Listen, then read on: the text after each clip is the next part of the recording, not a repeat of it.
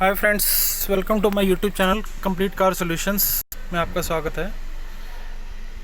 I am really thankful to you all कि आपने मेरी लास्ट वीडियो को लाइक किया और जो कि रिलेटेड थी कि हमारा जो म्यूज़िक सिस्टम है वर्ना का और i20 का, उसके अंदर जो कभी साउंड अगर आपको हाफ फील हो रहा है तो आप उसको कैसे डबल कर सकते हैं या कैसे सेटिंग्स को इम्प्रूव करते हैं, उसके रिगार्डिंग थी। So again thankful to you all. आज हमारी टॉपिक है कि एक गाड़ी है i20, करीब 12 मॉडल है ये।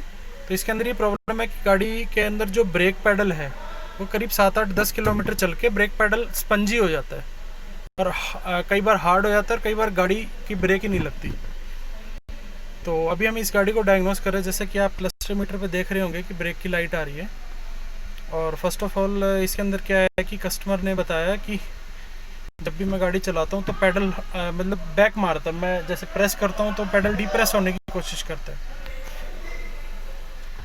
तो उस कंडीशन के अंदर हम अभी आपको बताएंगे कि गाड़ी के अंदर क्या प्रॉब्लम आती है, क्या फॉल्ट आता है और हमें उसके लिए क्या करना होता है। और इनकेस आपको कभी ऑन रोड भी ऐसी प्रॉब्लम आ जाए तो आपको क्या करना चाहिए। अभी आप देख सकते हैं कि अभी हमने जो ब्रेक पाइप है चारों टायरों की, उसको हमने खुला छोड़ा हुआ है। फर्स्ट ऑफ ऑल कि हमें ब्रेक ब्लीडिंग करनी पड़ेगी, जितना भी पुराना ऑयल है उसको निकाल के नया ऑयल डालना पड़ेगा। ये है फोर्थ टायर, जिसके अंदर ब्रेक ब्लीडिंग अभी हम कर रहे हैं। सारा पुराना ऑयल निकाल के और फिर हम नया ऑयल डाल के और फिर जो है नया ऑयल डाल के फिर इसकी एक बार ब्लीडिंग करेंगे। मोस्ट प्रोबेबली कि वो ब्रेक पैडल हमारा बन जाएगा, प्रॉब्लम ठीक हो जाएगा। जैसा कि आप देख सकते हैं कि ये गाड़ी का ब्रेक मास्टर सिलेंडर होता है, TMC इसको बोलते हैं, और इसको बोलते हैं ब्रेक बूस्टर, जो आपको ब्लैक कलर में दिख रहा है बड़ा वाला। तो जैसे ही हम ब्रेक पैडल को प्रेस और डिप्रेस करते हैं तो जो उसका ऑपरेशन है वो इसके अंदर वर्क करता है, इसके साथ कनेक्टेड रहता है। तो इसके अंदर ब्रेक ऑयल फिलअप रहता है। तो ब्रेक ऑयल का जो प्रेशर है हमारे पैडल के अकॉर्डिंग, जितनी भी ब्रेक के हमारे चारों टायर की जो पाइप्स हैं, देखें कि आप यहाँ से ये चारों पाइप जा रही हैं, ये चारों पाइप के थ्रू ब्रेक ऑयल टायरों में जाता है, जिससे कि ब्रेक वर्क करती हैं।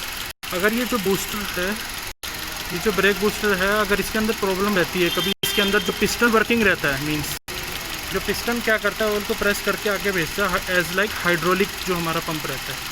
तो अगर हाइड्रोलिक का जो पंप का पिस्टन अगर फेल हो जाता है तो वो प्रेशर ऑयल का उतना मेंटेन नहीं करता है। तो इसकी वजह से ये प्रॉब्लम आती है मोस्टली। तो अभी हम first of all brake bleeding कर रहे हैं, पुराना ऑयल निकाल के नया ऑयल डाल रहे हैं। उसके बाद हमने क्या है कि इसका ब्रेक सिस्टम की जो ब्रेक ब्लीडिंग है वो हमने कर दी है। चारों टायर से जो पाइप होते हैं उनको हमने एयर निकाल दी है, जिससे क्या है कि एयर नहीं होगी तो ब्रेक पैडल स्पंजी नहीं होगा तो ब्रेक इफेक्टिव होंगे।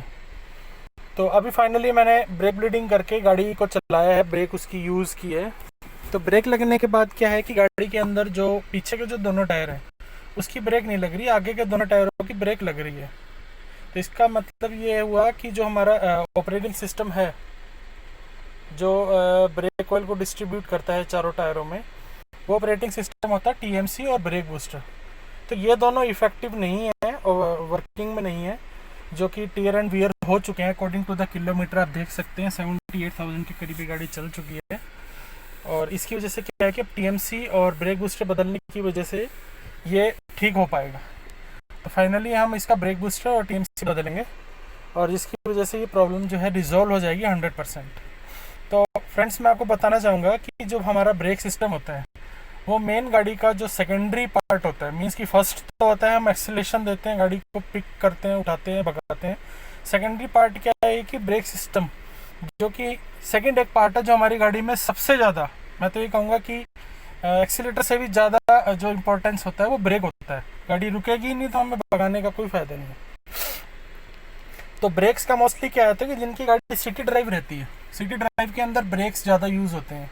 तो जिसकी वजह से ऑपरेटिंग सिस्टम जो ब्रेक के अंदर है, पिस्टन्स हैं, TMC भी है उसके ब्रेक बूस्टर के अंदर, और जो हमारे व्हील्स सिलेंडर्स रहते हैं जो ब्रेक पैड्स को एक्सपेंड और इनपेंड करते हैं, उनकी वर्किंग क्या है कि वियर होती जाती है। उसके अंदर के पिस्टन के जो रिंग्स हैं, रबर पार्ट है, जितना भी है वो सब वियर होते हैं, जिसकी वजह से ये प्रॉब्लम आती है कि हमारा टीयर एंड वियर बढ़ जाता है।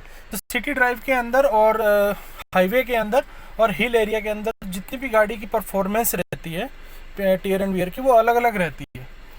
मोस्टली क्या है कि ब्रेक पैड्स की जो वियरिंग की लिमिट रहती है, मतलब मोस्टली जो जनरली वियरेंस जो होनी चाहिए ब्रेक पैड की, वो 35 से 40 हज़ार तक रहती है, जितना मेरी एक्सपीरियंस के हिसाब से रहा है महिंद्रा में as well as Force Motors में और होंडाई में और टाटा में, मारुति में, तो 35 से 40 तक ब्रेक पैड चलते हैं जनरली।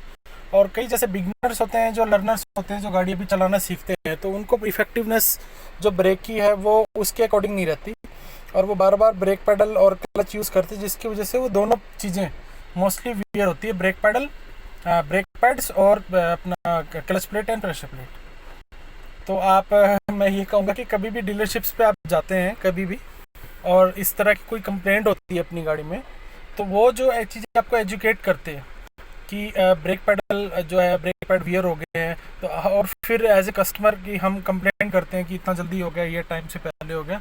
तो मैं आपको ये कहना चाहूँगा कि ये अकॉर्डिंग टू द ड्राइविंग के ऊपर ही डिपेंड रहता है, इस पर इंजन का या गाड़ी का कुछ भी कनेक्शन नहीं है। जितना आप यूज़ करेंगे उतना वो वियर होगा। वन टाइम अगर आप पैडल दबा रहे हैं मीन्स कि वो ब्रेक पैड वियर हो रहे हैं, ऐसा नहीं है कि वो ब्रेक पैड उतना ही रही जा रहे हैं, क्योंकि वो तो रहता ही है ना, उसके अंदर जो वियरनेस है वो तो रहती है, क्योंकि डिस्क घूम रही है और ब्रेक पैड उसको पकड़ के रोक रहे हैं, तो वियरनेस तो होगा। तो ये चीज़ मैं आपकी आज नॉलेज में लाना चाहता था कि कोई भी गाड़ी के अंदर कभी भी अगर प्रॉब्लम आती है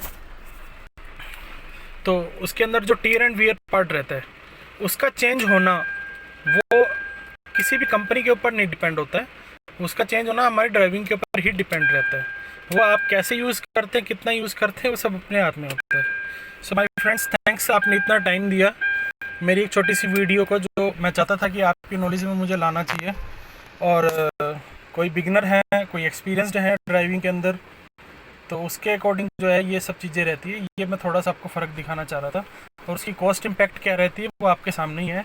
brake master cylinder, TMC, brake oil और लेबर चार्जेस वगैरह मिला के करीब 8 से 10 हज़ार रुपये खर्चा बैठता है।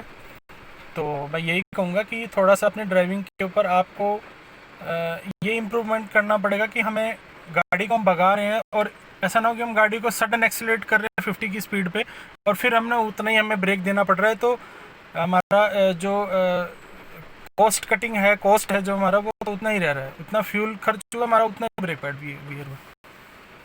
सो आई होप कि आप थोड़ा सा अंडरस्टैंड कर पाएंगे, and thanks again for the time. और मेरी वीडियो को प्लीज़ आप लाइक करें, शेयर करें, सब्सक्राइब करें और मेरे चैनल को, और आगे मैं आपको हमेशा ही इसी तरह की कोई भी रिलेटेड टू गाड़ी के कोई भी प्रॉब्लम होगी, कुछ एक्स्ट्रा हमारी फाइंडिंग्स रहेंगी, मैं आपकी नॉलेज में लाऊंगा। और प्लीज़ मेरे चैनल को again subscribe and like and comment कीजिए। Thank you.